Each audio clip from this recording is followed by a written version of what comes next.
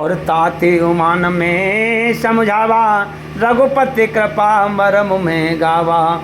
हो यही कीन कबहु अभिमाना, सुखो बै चाहे कृपा निदाना। हे उमा, मैंने उसको इसलिए नहीं समझाया कि मैं श्री रघुनाथ जी की कृपा से उसका मर्म भेद पा गया था। उसने कभी अभिमान किया होगा। जिसको कृपा निधान श्री राम जी नष्ट करना चाहते हैं, कछुते ही पुण्य में नहीं राखा। समझे खग खग ही की रे भाषा, प्रभु माया बलवंत बखानी। जाहे न मोह कवन अस ज्ञानी। फिर कुछ इस कारण भी मैंने उसको अपने पास नहीं रखा कि पक्षी पक्षी की बोली समझते हैं। हे भवानी, प्रभु की माया बड़ी ही बलवती है, ऐसा कौन ज्ञानी है जिसे वह मोह ना ले। ज्ञानी भगत शिरोमणे और त्रिभुवन पति कर जान।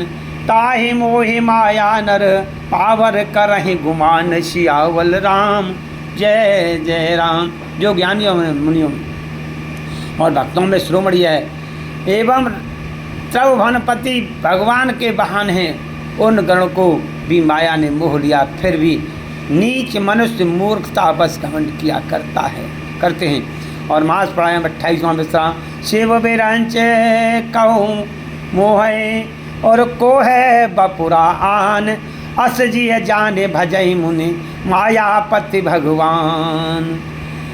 यह माया जब शिव जी और ब्रह्मा जी को भी मोह लेती है, तब दूसरा बेचारा क्या चीज़ है जिसमें ऐसा जानकर ही मुनि लोग उस माया के स्वामी भगवान का भजन करते हैं। गयऊ गरुण जय वसहि भुषंडा, मत अकुंठ हरि भगत अखंडा।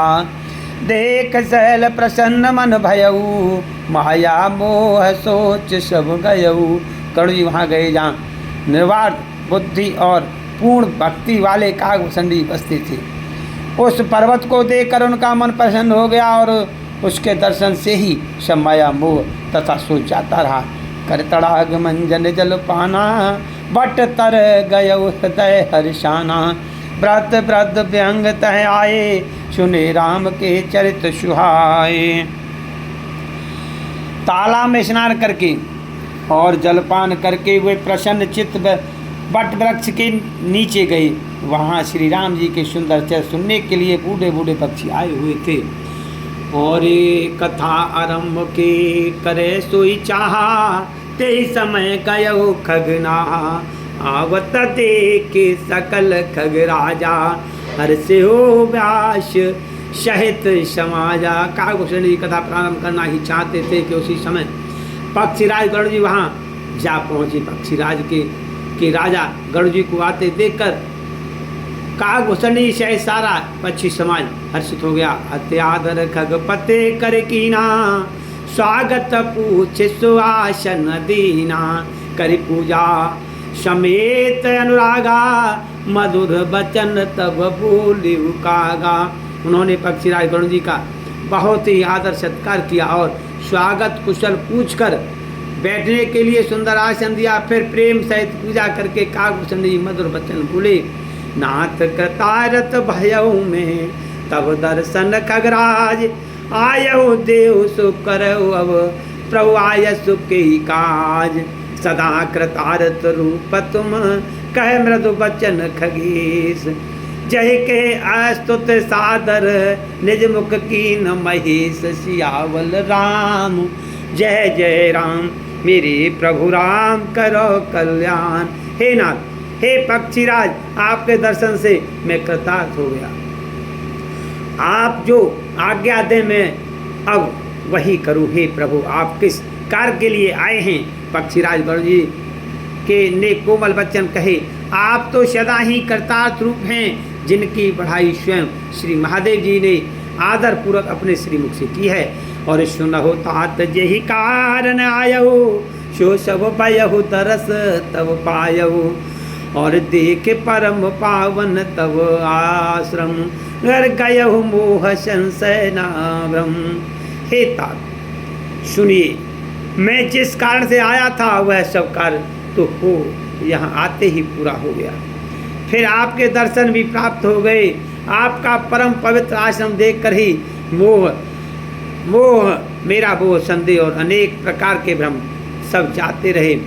अब श्री राम कथा रे अति पावन, सादर सुखद सुख पुंज न सावन, सादर तात सुना बहु मोई, बार बार बिन बहु प्रभु तोई। अब हे तात, आप मुझे श्री राम जी की अत्यंत पवित्र करने वाली, सदा सुख देने वाली और दुख समूह का नाश करने वाली कथा आदर से सुनाइए। हे प्रभु, मैं बार बार आपसे यही विनती करता हूँ। सुनत करुण के गिरा विनीता, सरल सुप्रेम सुखद सुपुनीता, बयहुतास मन परम उछा, लाग कहिउ रघुपति गुण गा। गरुड़ जी की विनम्र सरल प्रेम युक्त सुखप्रद और अनंत पवित्र वाणी सुनते ही काकभूषण जी मन में उत्साह उत्पन्न हुआ और वे श्री रघुनाथ जी के गुणों की कथा कहने लगे। और प्रथम अति अनुराग भवानी, रामचरित सर कहे बखानी, पुण्य नारद कहे मोह अपारा, और कहे से बहुर रावण अवतारा। हे भवानी, पहले तो उन्होंने बड़े ही प्रेम से श्री रामचंद्र मानस सरोवर का रूप समझा कर कहा, फिर नारद जी का अपार मोह और फिर रावण का अवतार कहा।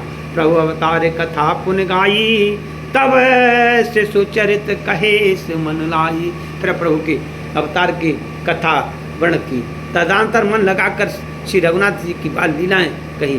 बाल चरित कहे विविध विधे, मन महे परम उछाह, ऋषयागवन महे कहे से पुनः, श्री रघुवीर विवाह सियावल राम। जय जय।